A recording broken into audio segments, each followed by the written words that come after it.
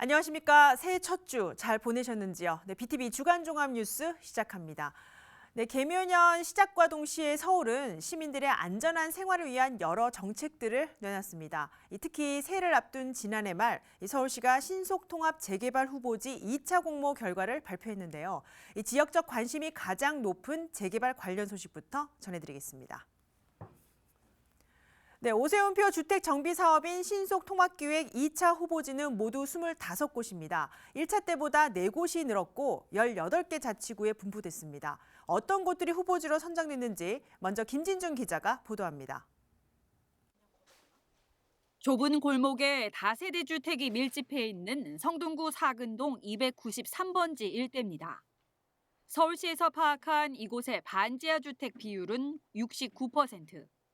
폭우시 침수 피해가 예상되는 주거 환경 취약 지역으로 정비가 시급한 곳으로 꼽혔습니다.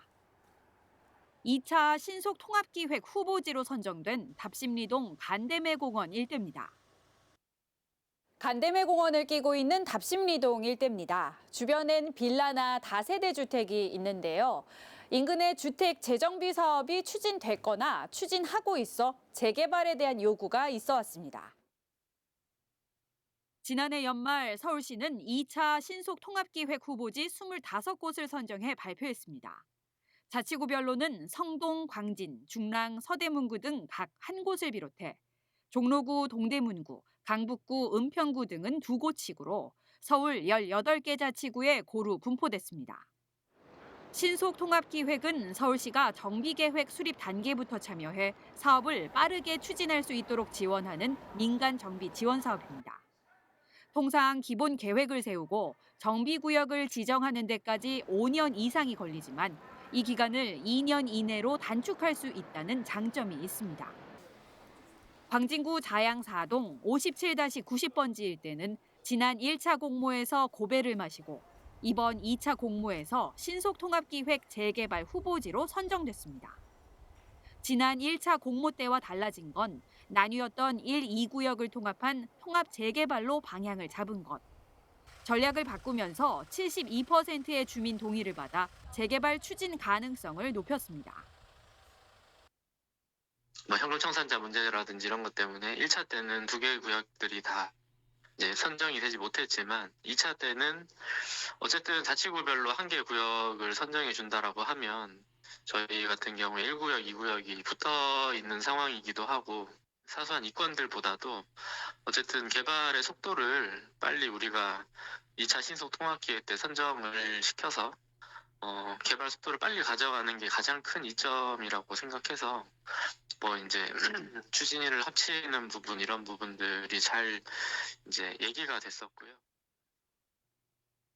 서울시는 이번 신속통합기획 후보지 선정에 있어 지역의 노후 여건과 주민 열의, 안전에 취약한 반지하 주택인지 여부와 침수 이력 등을 최우선 사항으로 고려했다고 밝혔습니다. 지난 공모 때 선정되지 않은 사유가 해소되지 않거나 주민 반대가 많은 구역은 후보지에서 제외했다고도 설명했습니다. 이번에 선정된 구역은 올해부터 자치구별 정비계획 수립 용역에 들어가 신속 통합 기획을 병행합니다. 내년부터는 순차적으로 정비구역 지정이 이뤄지게 됩니다. BTV 뉴스 김진중입니다.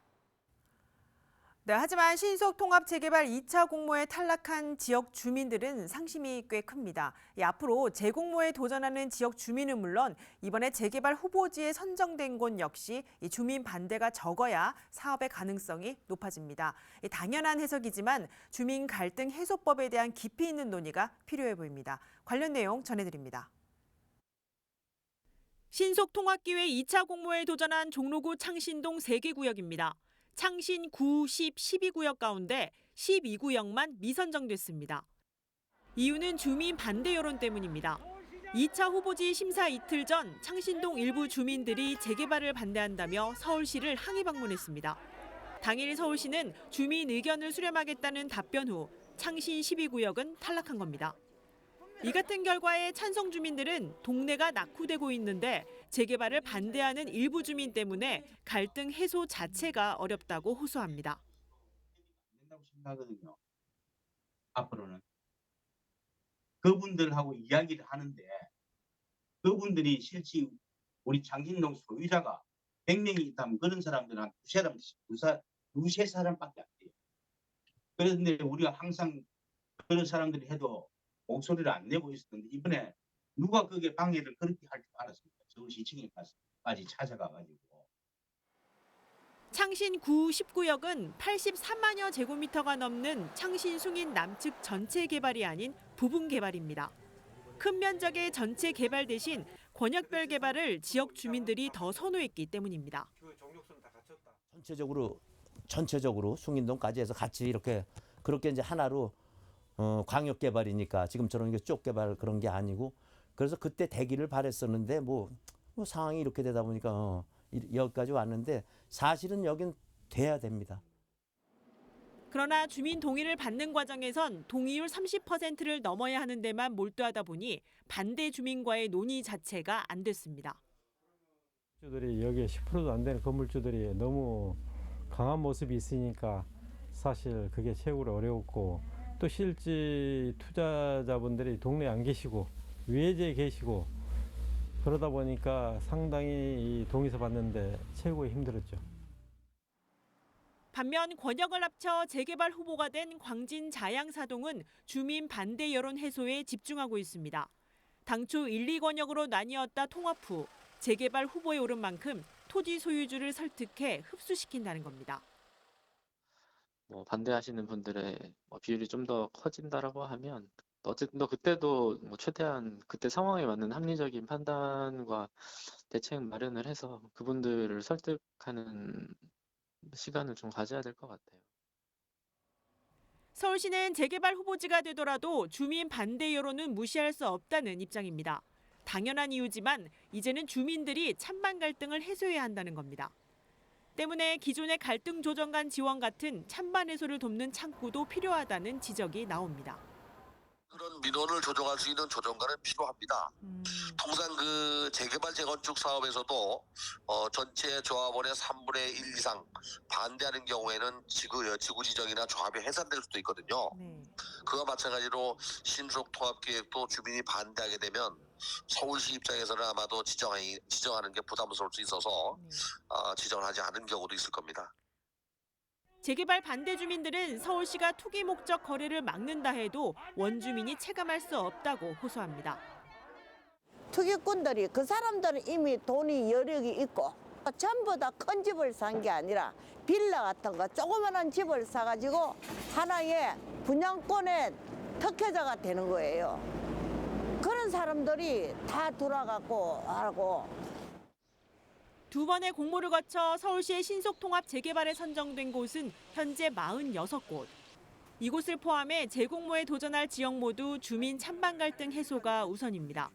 이를 해결하지 못하면 개발 자체가 어려운 지역으로 전락될 수 있다는 관측도 나오고 있습니다. BTV 뉴스 강혜진입니다.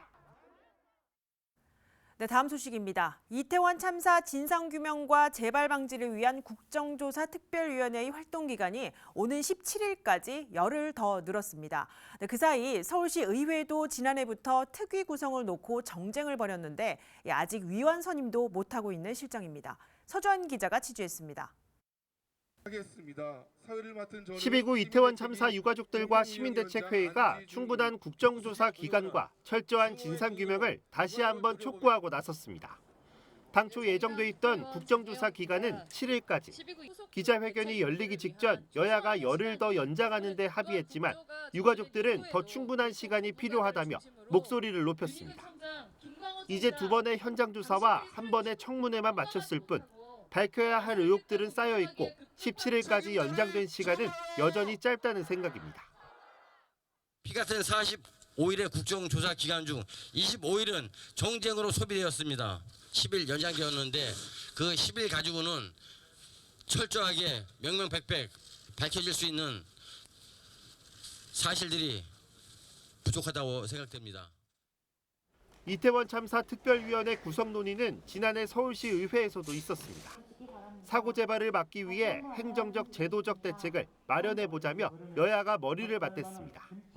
본회의 통과를 놓고 양당이 옥신각신하기도 했지만 지난 11월 15일 구성 결의안이 가결됐습니다. 우여곡절 끝에 구성하기로 한 서울시의회 이태원 참사 특별위원회, 지금은 어떻게 운영되고 있을까요? 확인해본 결과 전체 13명의 위원들조차 제대로 선임되지 못한 상태입니다. 현재 더불어민주당은 4명의 위원 선임을 마쳤고 국민의힘은 아직 9명의 위원을 선임하지 않았습니다. 더불어민주당은 일단 위원 구성을 마치고 어떤 활동이라도 빨리 해보자며 국민의힘의 결정을 기다리고 있는 입장. 반면 국민의힘은 국회 국정조사와 시의회 특위가 함께 가동되면 혼란을 야기할 수 있다면서 국정조사가 끝나면 국회에서 풀지 못한 부분들을 챙기겠다는 생각입니다. 지금으로서는 원포인트 임시회를 열지 않는 이상 서울시의회 이태원 참사 특위 활동은 다음 달이나 돼야 가능합니다. 과연 구성부터 위원 선임 단계조차 한 번에 합의를 이루지 못한 여야가 그때는 얼마나 성과를 이룰 수 있을지 미지수입니다. BTV 뉴스 서주원입니다. 네, 다음 달 시의회에서 진행될 서울시교육청 추경 예산 심사에 관심이 높습니다. 예산이 확보돼야 일선 학교의 운영비 등이 지원되는데요. 조희연 서울시교육감은 신년사를 통해 이 추경 예산 편성에 대한 입장과 함께 올해 새로 추진하거나 강화되는 교육 정책을 발표했습니다. 관련 내용 취재했습니다. 올해 초등학교 1학년에 입학하는 신입생들은 학교 생활 준비물을 학교에서 마련해 줍니다. 서울시교육청이 학생 1인당 5만 원의 예산을 지원하는데 각종 학용품 등을 학교에서 준비하도록 예산을 편성했습니다. 초등교육의 시작점인 초1 학생이 학교 생활을 하는데 필요한 물품을 지원받을 수 있도록 각 학교에 학생 1인당 5만 원의 예산을 지원하겠습니다. 또한 단 한 명의 학생도 소외되지 않고 각자의 상황에 맞는 교육적 지원을 받을 수 있도록 맞춤형 교육복지 통합 지원 시스템을 강화하고자 합니다. 코로나19로 인한 마스크 시대 해소를 위해 학습 지원 인력도 배치합니다. 지난해까지 서울 학생들의 우울 증상과 자살률이 가장 높았던 만큼 올해부터 학습 지도와 상담 인력에 필요한 전문 인력을 배치하고 일선 학교의 상담센터를 통합해 확대 운영하는 겁니다. 학생들의 마음 건강을 각 팀에서 분산돼서 지원하던 것을 마음 상담, 마음 건강 팀으로 그 팀을 개편을 해서 학생들의 사회 심리 정서 등 상담이 필요한 부분들을 그 팀에서 통합적으로 지원할 수 있도록 그렇게 조직을 약간 개편을 했고요. 농촌 유학 대상 학교도 늘어납니다. 전라남북도에 이어 올해는 강원도까지 확대하고 탄소 제로 학교 2곳을 지정해 시범 운영합니다. 올해 신년사를 통해 서울시교육청은 공존의 미래교육을 주제로 새로운 교육 정책을 발표했습니다. 질 높은 학교 교육을 토대로 교권을 보호하고 안전한 학교 통학길 조성을 위해 경찰과 자치구가 협력하는 방안도 언급했습니다. 그러나 인공지능 기반 맞춤형 학습 지원과 돌봄 시간 연장에 따른 간식비 지원 등 5천억 원이 넘는 교육청 예산 삭감을 회복하는 데에 대해선 일반적인 교육 예산은 유지하도록 시의회와 소통하겠다고 밝혔습니다. 일반적인 교육 예산도 대거 삭감되는 식으로 된 것 같아요. 그러면 의회 입장에서 보면 조연표 예산이 아닌데 일반 교육 예산인데 조연표 예산으로 조금 오해하신 부분들이 좀 있는 것 같습니다. 그건 저희들이 이제 좀 설득이나 설명의 부족도 있을 것 같습니다. 그래서 그런 면에서 노력을 해서. 이 밖에도 자사고와 외고 유지에 대해선 교육부 방침에 따라 대책을 강구하고 유치원과 어린이집 통합 운영에 대해선 서울시와 협의하는 등 3기 교육감 세해 정책의 변화를 예고했습니다. BTV 뉴스 강혜진입니다.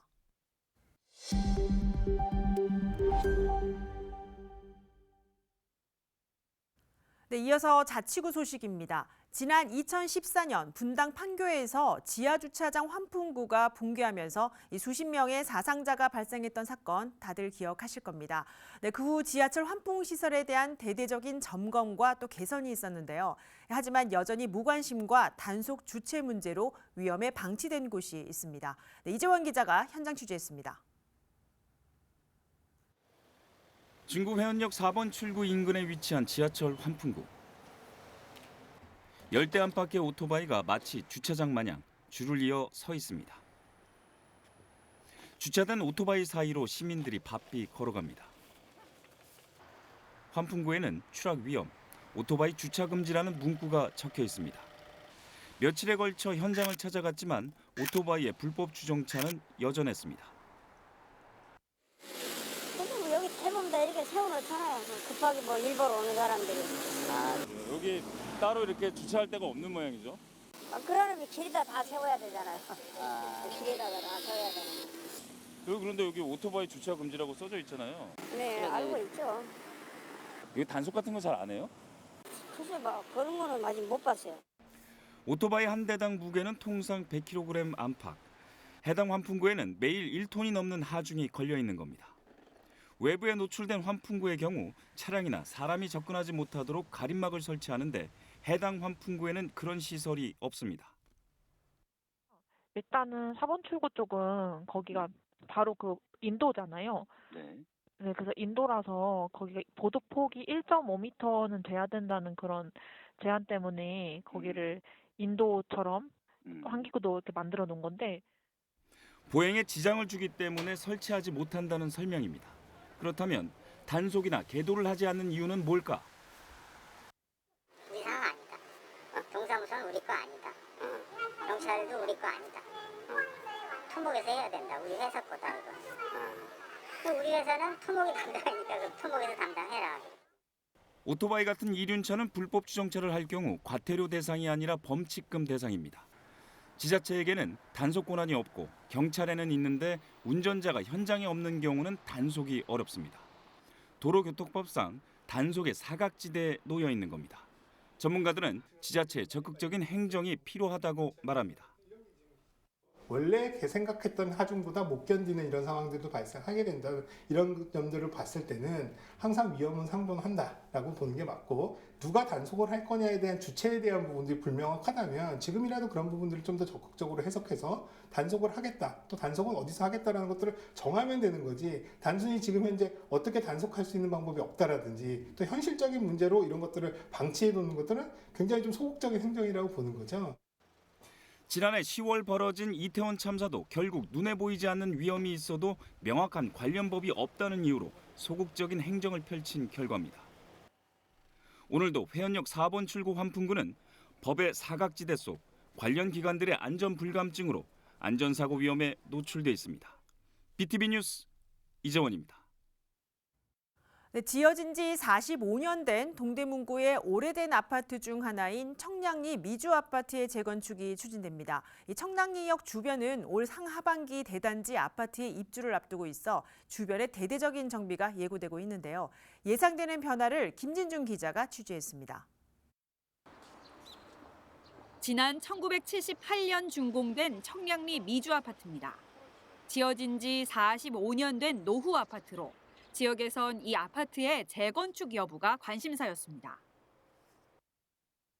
1089세대 규모의 청량리 미주 아파트는 아파트 단지가 폭 20m 되는 이 도로를 중심으로 두 개로 나눠져 있어 재건축 정비 기본 계획상 두 개의 정비 구역으로 나눠 지정되는 문제가 있었습니다.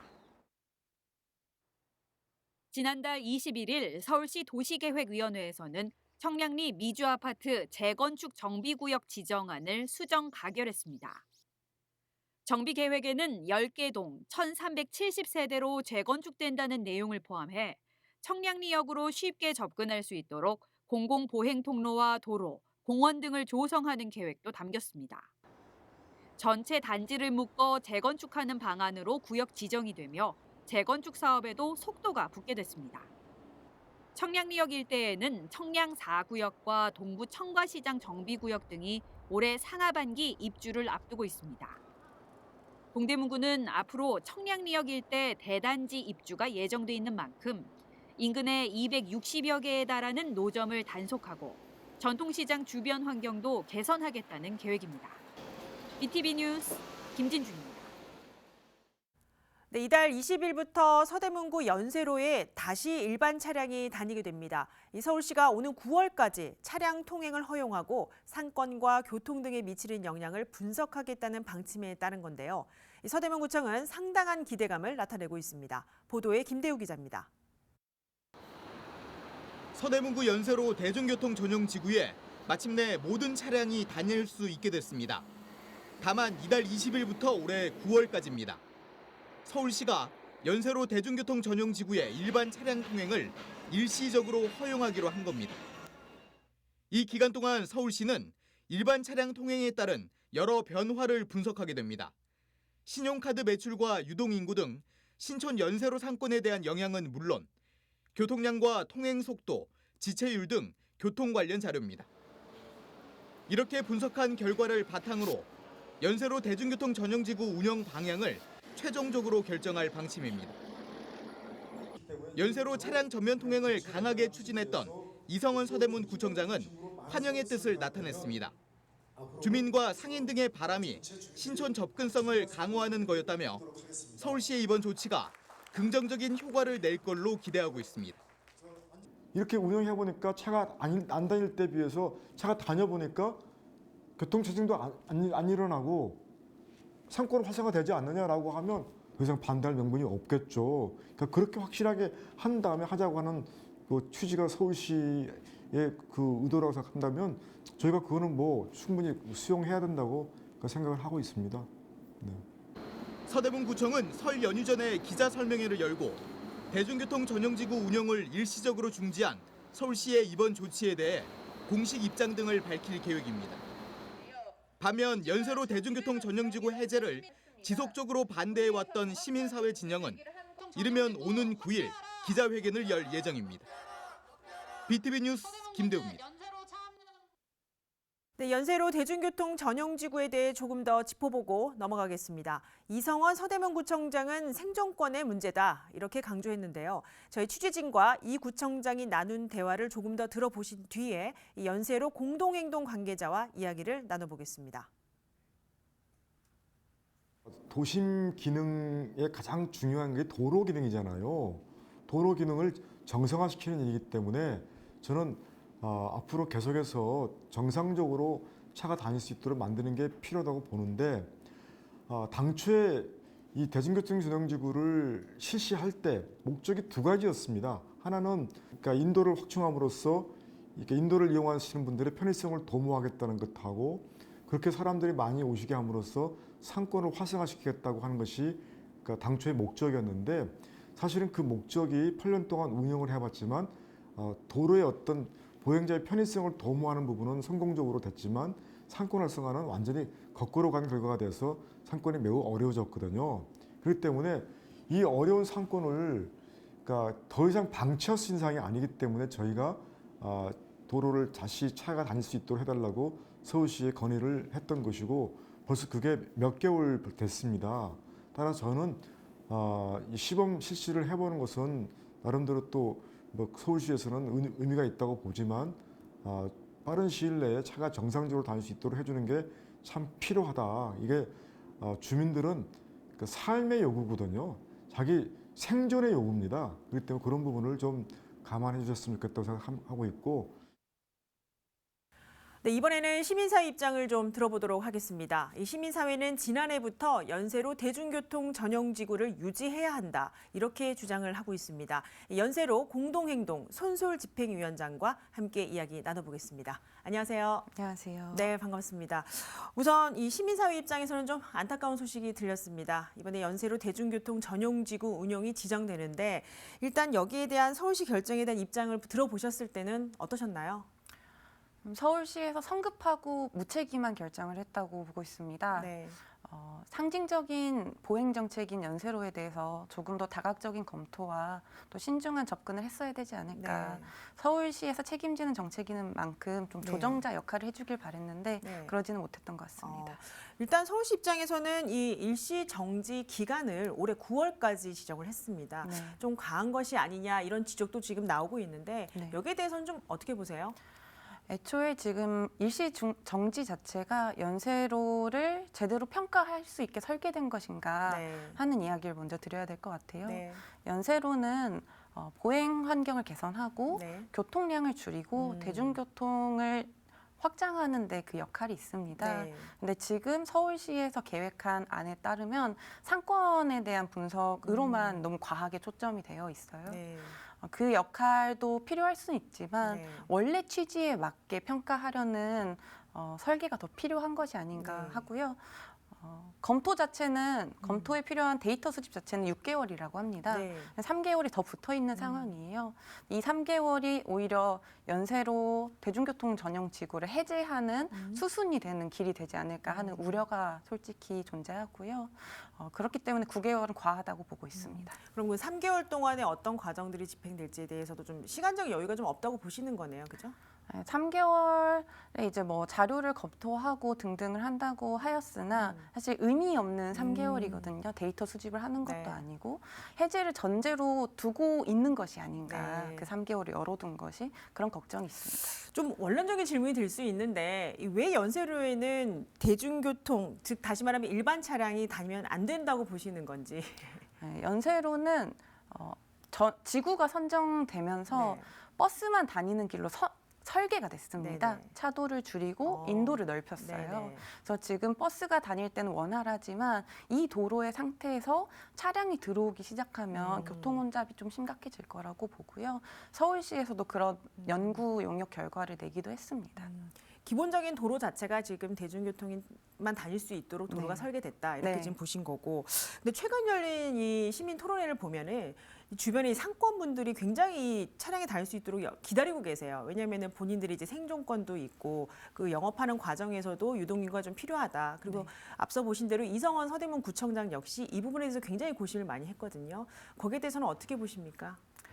상권 문제 꼭 풀어야 되는 문제입니다.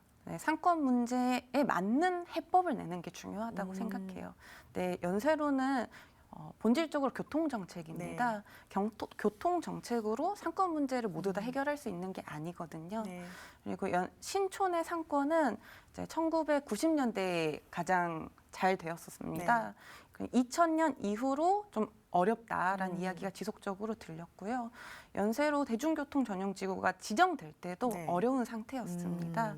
연세로와 별개로 신촌 상권 문제는 존재하고 있고요.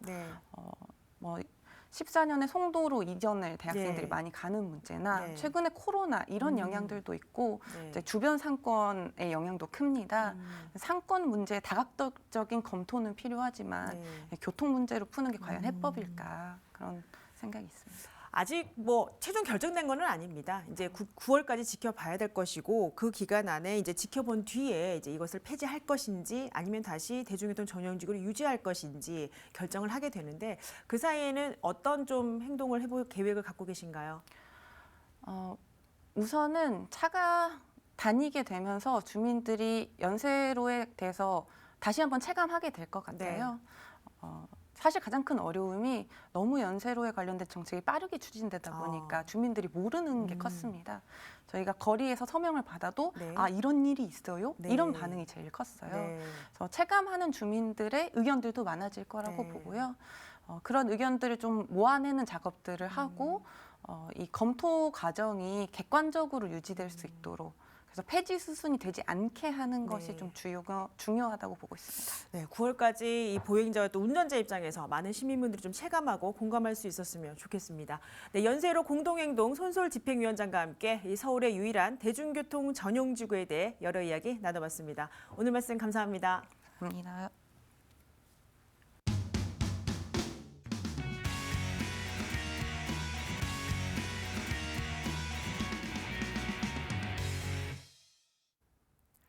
네, 22대 국회의원을 뽑는 선거가 내년 4월에 치러집니다. 1년 넘게 남았지만 올해부터 국회의원 등은 사실상 이 총선 준비에 들어가게 되는데요.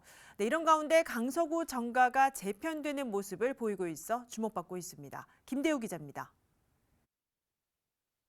서울 강서구의 국회의원 선거구는 모두 3개입니다. 이 가운데 강서병의 경우 국민의힘은 지난해까지 김철근 전 당협위원장이 이끌어왔습니다. 그런데 올해 새로운 인물이 당협위원장이 될 전망입니다. 현재로선 김진선 전 강서구청 부구청장 직무대행이 유력합니다. 지난해 지방선거 때 강서구청장에 도전했던 인물입니다. 최근 서울 강서병 조직위원장이 됐습니다. 당협위원장이 되면 내년 총선에서 공천을 받는데 유리한 고지에 서게 됩니다. 정치권에 들어와서 활동하다 보니까 우여곡절도 많이 있었습니다. 근데 국민 여러분들의 격려 말씀이 있었기에 굳굳이 견뎌내고 이렇게 강서병 조직위원장을 맡게 되었습니다. 제가 가지고 있는 역량을 지역 주민들과 함께 나눌 수 있도록 하겠습니다. 강서울 선거구에선 김성태 전 국회의원의 복귀설이 조심스레 나오고 있습니다. 최근 특별 사면을 통해 복권돼서입니다. 복권은 형성구의 효력으로 상실한 자격을 회복하는 걸 의미합니다. 그런 만큼 김성태 전 의원은 내년 총선에 출마할 수 있게 됐습니다. 김 전 의원의 한 측근은 BTV 취재진과의 전화통화에서 김성태 전 의원이 복귀해 내년 총선에 출마할 거란 기대감이 지역사회에서 커지고 있다고 밝혔습니다. 차기 총선은 내년 4월 치러집니다. 아직 1년 넘게 남았지만 올해 말부터 예비후보 등록이 시작되는 만큼 강서구 정가재편에 지역사회 관심이 쏠리고 있습니다. BTV 뉴스 김대우입니다. 네, 강북구 소식입니다. 강북구 도시관리공단 노조 파업이 장기화되면서 이제는 지역에서 시민 대책위까지 결성됐습니다. 강북구 지역의 진보 정당들과 마을 단위의 단체들이 연대를 한 건데 이 사태에 책임 있는 인물과 기관들의 면담 등을 요청했습니다. 서주원 기자입니다. 강북구청 앞에 사람들이 모였습니다. 지역에서 활동하는 진보 정당과 마을 단위 여러 단체들의 대표들입니다. 한 달 넘게 파업이 이어지고 있는 강북구 도시관리공단의 정상화를 위해 시민대책위원회를 꾸렸습니다. 이사장하고 얘기해라 라는 말만 앵무새처럼 반복했습니다. 그런데 이사장은 또 반대로 나는 권한이 없다. 그러면 어쩌라는 거냐 이거죠. 만나서 지금이라도 빨리 나와서 같이 대화해서 이 문제를 풀었으면 좋겠습니다. 시민대책위가 파업 장기화의 원인으로 꼽는 건 대화의 부재입니다. 파업이 시작된 11월 28일부터 지금까지 구청과 노조 간의 만남이나 교섭이 전혀 없었던 것을 지적하는 겁니다. 구청이 공단 운영의 예산 편성을 책임지는 만큼 노조의 요구인 적정 인력 채용과 초과 근로수당 도입에 대해 적극 개입해달라고 촉구합니다. 강북구청은 공공안전을 지키고 구내 분쟁을 조정하기 위해 적극적으로 나서야 합니다. 책임이 없다고 회피할 것이 아니라 적극적인 개입이 필요한 시점입니다. 시민대책위는 양측의 중재자 역할을 자청하고 있습니다. 지역의 선출직 정치인들이 했어야 할 책임을 대신해보겠다는 취지. 구청장과의 면담부터 요청한 상태지만 병가 등의 이유로 성사되지 않았습니다. 면담을 요청하니 병가 중이라 못 만나고 만날 이유도 없다고 합니다. 강북구 주민이 한 달을 굶으면서 구청장을 만나자고 이야기하면 구청장이 만나는 줘야 되는 거 아니냐 이런 이야기들이 주민들 입에서 나오고 있습니다. 민선 8기 강북구정 출범 이후 처음 발생한 지역 갈등. 강북구의 슬로건은 내 삶에 힘이 되는 강북입니다. 이번 파업 사태, 구청이 노조의 요구가 정당하다고 생각했다면 그 힘은 공감이 됐어야 하고 부당하다고 느꼈다면 최소한 왜 그런지 설득하는 데 그 힘이 쓰였어야 할 겁니다. 안타까운 건 지난 한 달간 구청과 노조 사이에는 그 어떤 것도 없었다는 사실입니다. BTV 뉴스 서주원입니다. 네, 동대문구 소식입니다. 동대문구 용신동에는 쓰레기 폐기물 처리 시설인 동대문 환경자원센터가 자리하고 있습니다. 이 시설로 인한 주민 피해를 보상하기 위해 구청에서는 관련 조례를 제정해 운영하고 있는데요. 네, 올해부터는 인근 지역 주민들을 위한 지원 범위가 확대될 전망입니다. 김진중 기자가 취재했습니다. 지난 2010년 건립된 동대문 환경자원센터입니다. 이곳에선 일평균 약 98톤의 음식물 쓰레기와 생활 폐기물 등을 처리하고 있습니다. 악취 발생과 기피시설 건립 등에 대한 주민 민원이 제기되면서 동대문구는 지난 2011년 관련 조례를 제정하고 주민 보상 체계를 마련했습니다.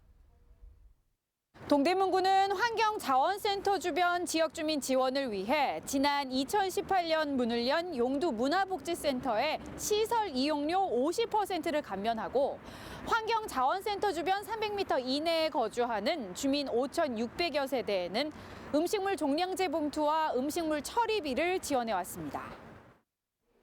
관련 조례 제정 10여 년 만에 주민 지원 확대를 골자로 한 개정 조례안이 통과돼 올해부터 적용 시행됩니다. 환경자원센터는 이미 건립된 지 10년이 지났습니다. 그러나 아직까지도 그 악취와 공해에 시달리는 주민들에 대한 보상은 미진하기만 하고 주민과 집행부 간의 갈등도 줄어들지 않고 있습니다. 따라서 주민들의 삶의 질 개선을 위한 실효적인 대책을 조례에 담아내려고 노력했습니다. 개정 조례에는 환경자원센터 주변 지역 주민들의 용두 문화복지센터 사용료 감면 범위를 현행 50%에서 75%로 확대하고 2자녀 이상 다자녀 가구는 50% 감면하도록 했습니다. 또 앞으로는 환경자원센터에서 발생하는 유해 인자가 주민 건강에 영향을 미치는지 역학조사를 실시하고 이를 토대로 환경 개선 사업과 의료 건강 증진 사업을 추진할 수 있도록 했습니다. 동대문구의 대표적 폐기물 처리 시설인 환경자원센터. 동대문구는 이번 조례 개정을 통해 동대문 환경자원센터 인근 약 5,600세대가 수혜를 볼 것으로 예상하고 있습니다. BTV 뉴스 김진중입니다. 네, 이번에는 훈훈한 소식 전해드립니다. 네, 중구에서는 예전에 이 환경미화원이라 불리던 환경공무원들 관들이 이 새벽 청소하면서 주운 동전을 모아 연말에 불이웃에게 성금을 하면서 눈길을 끌고 있습니다. 주인 없는 돈이지만 자신들보다 어려운 분들을 위해 8년간 모아 기부를 해왔습니다. 이재원 기자입니다. 환경공무관들이 하루 3번의 청소를 하고 잠시 쉬는 휴게실. 휴게실 곳곳에는 돼지 저금통이 자리를 잡고 있습니다. 저금통 안에는 그날 환경공무관들이 거리에서 주운 동전들이 채워져 있습니다. 찌그러진 동전, 외국 동전, 10원짜리에서 500원, 찢어진 지폐까지 다양합니다. 이렇게 올해만 모인 돈은 207만 원. 올해도 여지없이 불우이웃을 위해 내놨습니다. 우리도 어렵게 일하고 하지만 그 조금 10원씩 20원, 뭐 100원 이렇게 줄 서서 모은 걸 갖고 불우한 이웃을 좀 따뜻하게 해준다는 게 되게 좋죠. 기분 뿌듯하죠. 그런 거 보면. 처음 동전을 모으기 시작한 것은 지난 2014년. 그전에는 간식거리로 사용하기도 했지만 환경 공무관들이 머리를 맞대고 고민한 결과 휴게실에 돼지 저금통이 생겼습니다.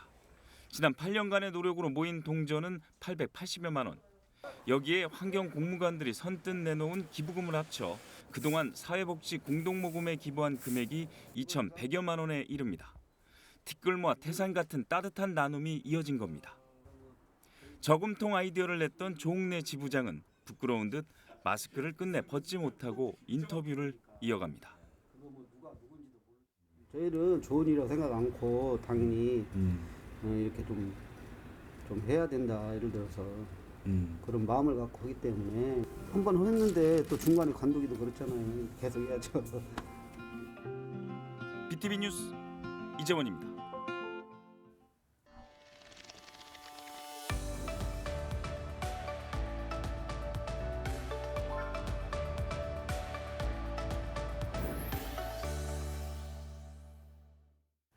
네, 2023년 개묘년 이 토끼띠의 해를 맞아 국립민속박물관에서 특별 전시회가 열리고 있습니다. 옛사람들은 토끼를 어떤 방식으로 이해했는지 다양한 민속적인 특징들을 유물과 함께 만나보는 이 새해 토끼환내 전시를 소개합니다.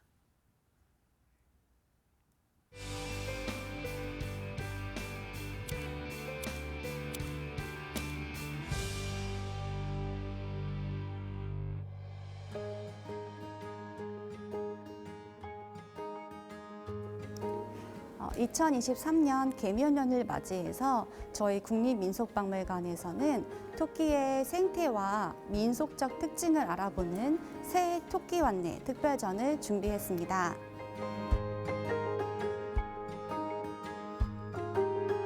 띠전 같은 경우는 저희 민속박물관의 시그니처 전시인데요. 이번 전시 같은 경우에는 토끼가 가지고 있는 여러 가지 특징들을 유물과 함께 알아보는 시간으로 전시장 전체를 토끼 한 마리가 뛰어다니는 토끼 동산으로 꾸며서 토끼와 함께 다양한 유물을 볼 수 있게 했고요. 프롤로그, 그다음에 1부 생태만상, 2부 변화무쌍, 그다음에 달토끼와 에필로그로 구성되어 있는데요. 생태만상 같은 경우는 토끼의 생태에 우리 조상들이 어떠한 의미를 부여했는지 조상들의 상상력과 지혜를 엿볼 수 있는 전시 공간이고요. 2부 변화무쌍 같은 경우에는 토끼가 가지고 있는 그런 다양한 의미들이 현재에는 어떠한 이미지로 정착되어 있는지 다양한 캐릭터와 동화책들을 통해 가지고 전시를 해보았습니다. 달토끼 부분에서는 커다란 달을 하늘에 띄어서 마치 달 속에서 전시를 보는 것 같은 느낌을 주려고 노력했습니다. 달토끼에 관련된 여러 가지 유물도 함께 전시해 보았거든요. 2023년에 모든 국민들이 토끼처럼 지혜와 민첩함을 가지고 모든 국난을 이겨내는 한 해가 되길 바랍니다.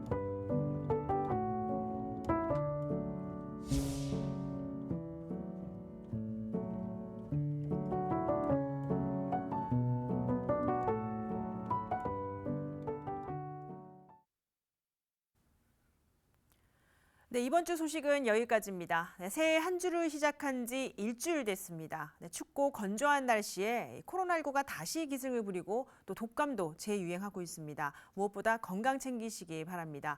네, 늦어도 다음 주에는 모든 학생들의 겨울 방학이 시작됩니다. 요즘 지역마다 다양한 정보 프로그램이 많은데 가족과 함께 가까운 곳에서 체험하는 알찬 방학 계획을 세워보는 것도 좋겠습니다.